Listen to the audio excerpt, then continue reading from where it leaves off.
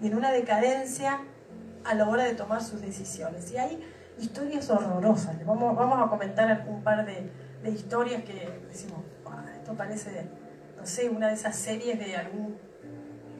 que a quién se le puede ocurrir semejante maldad, pero no, esto pasó desde que nombré el hombre. Seguimos, Jueces, no Josué, me equivoqué. Abandonaron al Señor Dios de sus padres, que los había sacado de Egipto, y siguieron a otros dioses, dioses de los pueblos que los rodeaban. Ellos estaban en medio de la tierra prometida, estaban en la promesa, estaban donde Dios les había enviado, pero había toda una influencia alrededor que ejercía una presión, y ellos, olvidando quiénes eran, empezaron a recibir esta influencia y empezaron a comportarse de acuerdo con estos pueblos.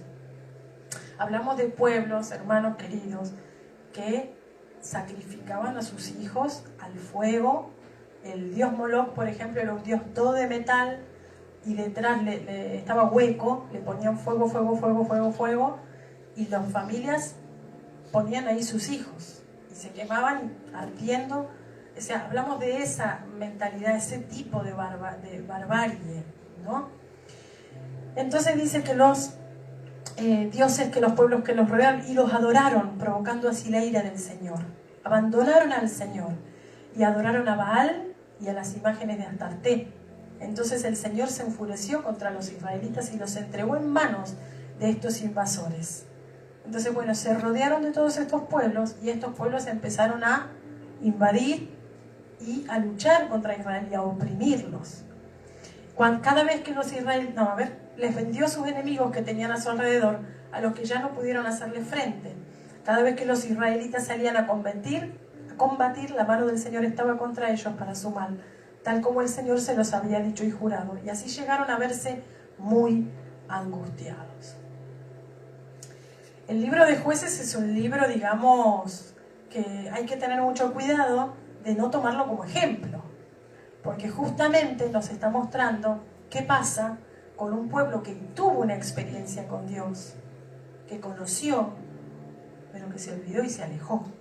Entonces vamos a encontrar un Sansón que de repente era el juez de Israel durante 20 años y va y empieza a visitar a una prostituta, y mientras era el rey o el juez, y conoce a esta Dalila, y termina muy mal su vida, después de haber sido un hombre lleno de la unción y de la presencia del Señor, que tenía una fuerza sobrenatural.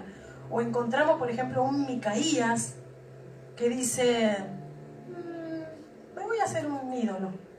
Bueno, agarra un poco de plata, lo manda a tallar, hace un ídolo, y empiezan en el pueblo, en la familia, en el clan de Micaías. Dice, bueno, ahora nos vamos a convertir a este, vamos a empezar a adorar este ídolo, ok.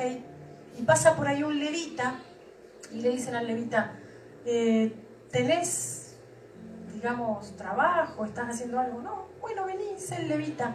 Entonces le hacen un traje, y empieza este levita, que había sido un hombre de Dios, elegido para servir al Señor, a ser parte de este culto.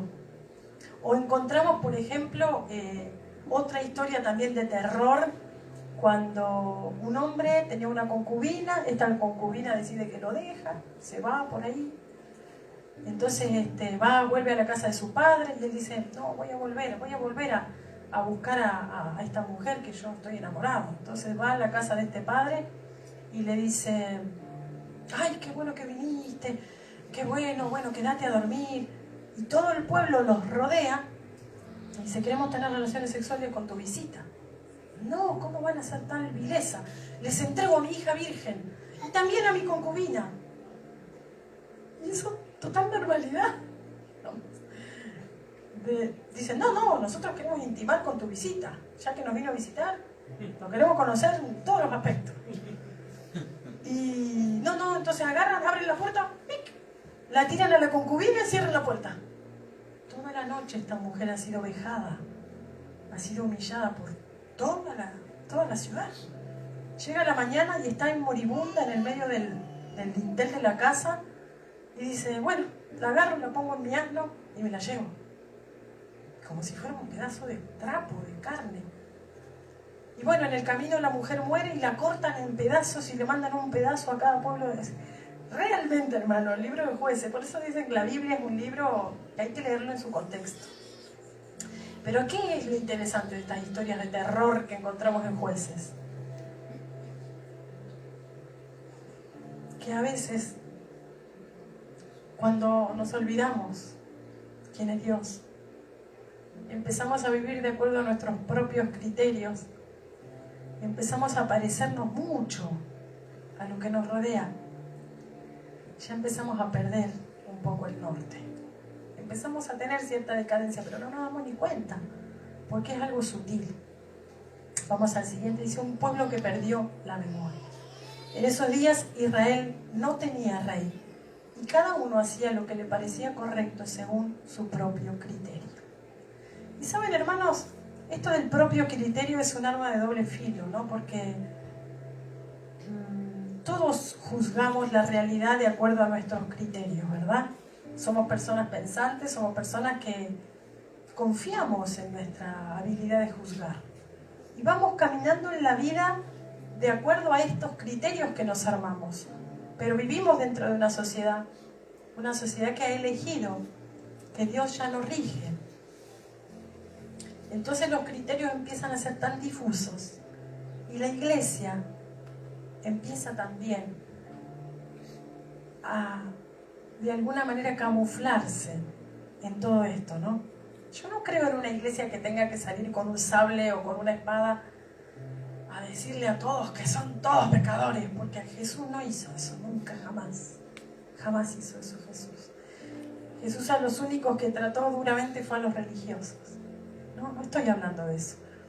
Pero sí, tenemos que ser un pueblo que recuerda quién, la identidad y cuál es el propósito de nosotros en este tiempo en donde estamos siendo rodeados de algunos criterios que están de alguna manera haciendo mella y una degradación social muy fuerte, y eso se puede ver, se puede percibir.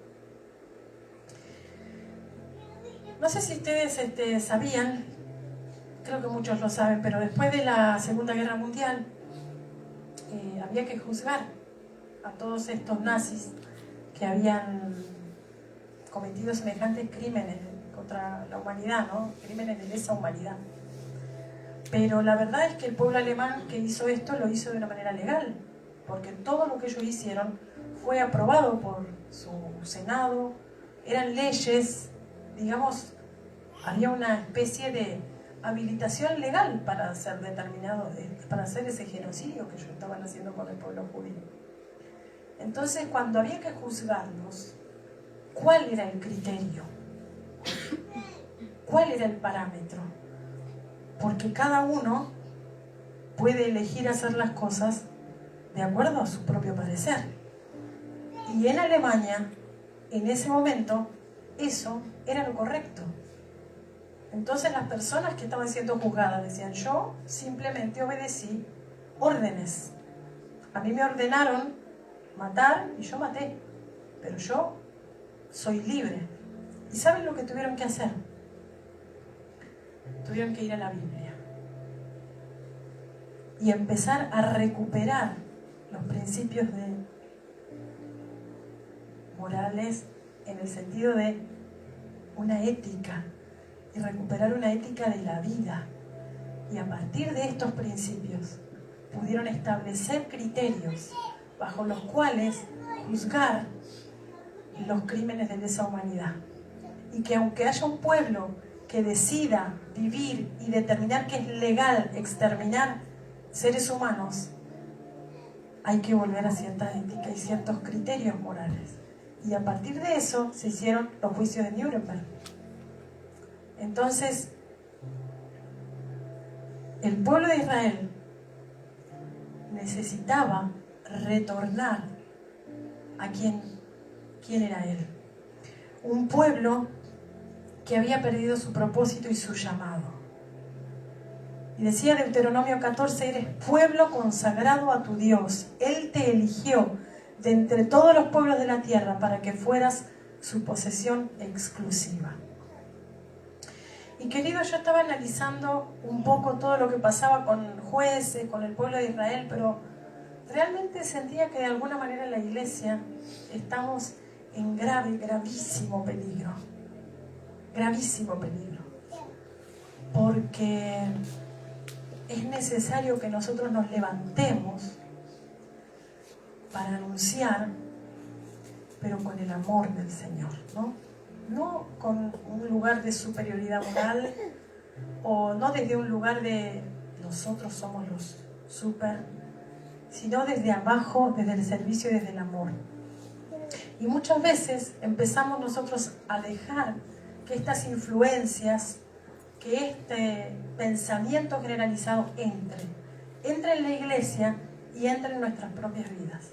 Empezamos a entrar como en esa cosita tibia, ¿no? Estoy tan cómodo. Trabajo hace 4 años en el mismo lugar y nadie se enteró que soy creyente. ¡Wow! ¡Qué cómodo! No confronté con nadie, no me peleo con nadie. Veo algunas cositas oscuras, pero no es mi problema, miro para otro lado. Voy a la universidad y nadie se enteró que yo creo en Dios. Porque hoy en día decir que creo en Dios es como que vos sos un intolerante. Si vos sos cristiano, sos intolerante. Entonces mejor no lo digo porque van a pensar que van a empezar a tratarme de otra manera. Yo me tengo que camuflar. Y esto es el peligro en el que estamos viviendo hoy. Porque hoy en día ser cristiano tiene mala prensa. Ser un cristiano que ama a Dios tiene mala prensa y muchas veces por culpa nuestra. Porque cuando queremos explicar algunas cosas lo hacemos mal y empezamos a hacer sentir a la gente mal. Porque nos olvidamos cómo hacía Jesús para ir a buscar a lo que estaba perdido. Pero también porque nosotros mismos estamos igual. Perdimos toda la autoridad. Dice en el libro de Proverbios, capítulo 3, versículos 5 al 8, ¿quién dirige mi camino? Confía en el Señor de todo corazón y no en tu propia inteligencia. Es que uno tiende a confiar más en su propia inteligencia porque me pongo en el centro de las decisiones, ¿no? Pero acá te dice de qué manera caminar. Reconócelo en todos tus caminos y Él allanará tus sendas. No seas sabio en tu propia opinión, más bien teme al Señor y huye del mal. Y esto infundirá salud a tu cuerpo y fortalecerá tu ser. Qué palabras tan fáciles, no hay mucho que agregar. O confiamos en nuestro propio criterio que hemos armado a lo largo de tantas experiencias. Entonces uno va caminando y dice, no, con esta persona yo no hablo, porque una vez me trató mal. Mi experiencia me dice que yo con vos, no, cero.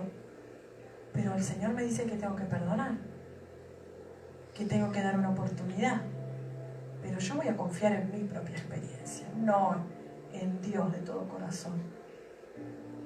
Y la verdad es que empezamos a aprender a caminar de acuerdo a nuestra experiencia, nuestros criterios, nuestro razonamiento.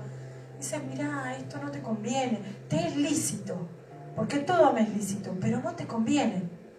Pero yo lo voy a hacer igual, porque me gusta, y quiero hacerlo. Y a todo el rayo no me cayó en la cabeza, entonces sigo. Y así vamos continuando y vemos a veces que hay algo que nos empieza a angustiar.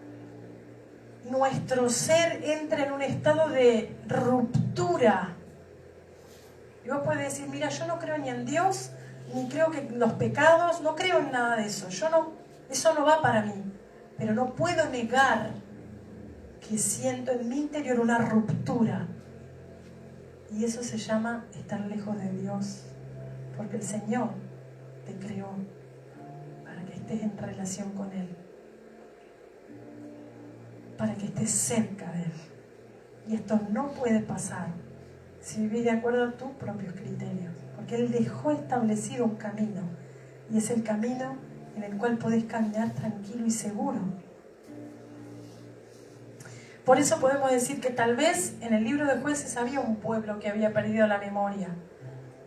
Pero el Señor también nos da una posibilidad como iglesia de ser un pueblo que elige a Dios. En medio de una sociedad y de una cultura y de un ambiente que nos oprime. Si a alguno de ustedes, dice Santiago, le falta sabiduría, pídasela a Dios y Él se la dará. Pues Dios da a todos generosamente y sin menospreciar a nadie. Estamos con las chicas estudiando el libro de Santiago. Este versículo es precioso, porque cuando estábamos estudiando veíamos que la definición de sabiduría es tener un conocimiento profundo de Dios para tomar buenas decisiones y para la vida práctica. Para el pensamiento judío, la sabiduría era justamente eso, poder ser capaz de eso que vos conocías de Dios, ponerlo en práctica y vivirlo. Pero acá dice que si a alguno le falta, que a mí me falta, yo creo que a todos nos falta, que podemos pedírsela a Dios y que Él le gusta darla. Si le decimos, Señor, yo ya no quiero caminar de acuerdo a mis propios criterios, porque cuando tomo decisiones meto la pata, decido mal, no sé decidir, decido cosas que afectan a mi familia, que afectan a mi economía, que están destruyendo mi matrimonio, estoy tomando decisiones que me están llevando mal, a un lugar que yo estoy lleno de angustia, me siento partido. Señor, ¿esta angustia qué es? Que no estás viviendo y caminando en mi sabiduría. Entonces uno puede ir y decir, Señor, me falta. Y Dios dice, bueno, toma, porque esa oración siempre es sí. ¿Y cómo te da Dios sabiduría? Abundantemente y sin menospreciar. Dios no tiene agendas escondidas. Dios no te humilla, no te da desde arriba y vos desde abajo. Él te da desde arriba para levantarte. Y este es el tipo de camino que Él quiere para nosotros. Y vamos a terminar con este pasaje que nos recuerda quiénes somos nosotros, como iglesia del Señor, como iglesia hispana de Varsovia, como latino viviendo en Varsovia, en tu trabajo, en tu escuela, en tu edificio, en tu caminar. Así dice el Señor. Pero ustedes son linaje escogido, real sacerdocio, nación santa, pueblo que pertenece a Dios, para que proclamen las obras maravillosas de aquel que los llamó de las tinieblas a la luz admirable. Ustedes antes ni siquiera eran pueblo, pero ahora son pueblo de Dios. Antes no habían recibido misericordia, pero ahora ya la han recibido. Queridos hermanos, les ruego, como a extranjeros y peregrinos en este mundo, que se aparten de los deseos pecaminosos que combaten contra la vida. Mantengan entre los incrédulos una conducta tan ejemplar que aunque los acusen de hacer mal, ellos observen las buenas obras de ustedes y glorifiquen a Dios en el día de la salvación. Y yo no sé usted, pero para poder hacer esto que me pide acá Pedro, yo necesito sabiduría y renunciar a vivir de acuerdo a mi manera de pensar. Necesito renunciar a mi criterio de lo bueno y lo malo para abrazarme a lo que dice Dios que está bien. Necesito dejar de confiar en mi propia inteligencia para confiar y entregarme absolutamente a Dios. Y de a poquito, día a día, caminar en Él para alumbrar. Porque te cuento el cuento corto. Un día nos vamos a ver cara a cara con el Señor. Y el Señor no te va a juzgar por tus buenas obras, ni por tus malas, pero sí te va a juzgar de acuerdo a cuánto le entregaste de tu vida a Él y tu fe. Por eso repetíamos tantas veces hoy, creo. Cuando vos crees en Dios porque le conocés, podés entregarte a Él. Y cuando estemos delante de su presencia, Él te va a decir, mira, creíste que en Jesús, en su sangre, en su cruz, en su obra, hay perdón de pecados. Renunciaste, te arrepentiste de tu vida y recibiste nueva vida en mí. Y caminaste de acuerdo a esa fe. Cada día pidiéndome sabiduría. Vení, entra al gozo de tu Señor.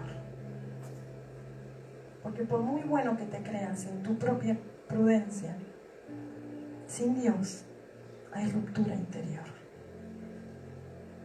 Hay ruptura. Y vamos entrando en una degradación. Ni nos damos cuenta, ni cuándo ni cómo. Perdimos el camino. Perdimos el sendero, perdimos el rumbo. Y queremos orar y nos parece que el cielo es de acero. Y miramos al cielo y parece que está lejano. Volvé. Volvé. Volvé. Solo volvé. Entregate al Señor. Entregale tu vida al Señor. Y aprendamos juntos a caminar en su sabiduría. Es una nueva vida. Es una vida de caminar en el agua. Ya no confiar en tus ideas, en tus criterios, en tus pensamientos. Hay alguien superior que te guía. Sí, eso es fe. Eso es fe. Vamos a orar. Voy a pedirle a los músicos que estén pasando. Si vos sentís que esta palabra fue para vos, vamos a cerrar todos los ojos. Voy a pedirte que ahí donde estás, hagas esta oración. Señor Jesús, ni siquiera sé por qué estoy acá, pero reconozco que estoy caminando lejos de ti. Y que estoy caminando de acuerdo a mi opinión, a mi criterio. Y que eso me ha llevado a tener una ruptura interior. Me siento quebrado, me siento roto por dentro. Señor, te quiero entregar este corazón. Recíbelo, Señor. Yo me arrepiento, Señor, de mis pecados, de aquellas cosas que te ofendieron, las que hice sabiendo y aún aquellas que hice sin saber. Y en esta tarde, Señor, quiero recibirte en mi corazón como mi Señor y mi Salvador. Y quiero caminar una vida de acuerdo a tu sabiduría. En el nombre de Jesús.